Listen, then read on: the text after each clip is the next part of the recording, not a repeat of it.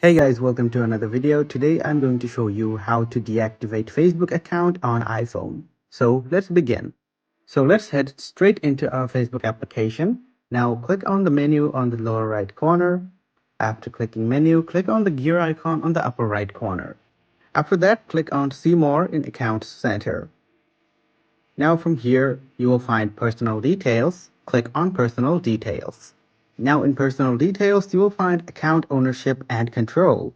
Go to that option and then select deactivation or deletion.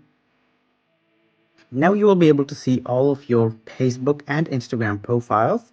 And now you need to select which account you need to deactivate. So I'm going to select an account. And now you can select deactivate account or delete account. So select deactivate account and then click on continue. Now from here, you need to insert your password. After you insert your password, click on continue again, and then your account will be deactivated.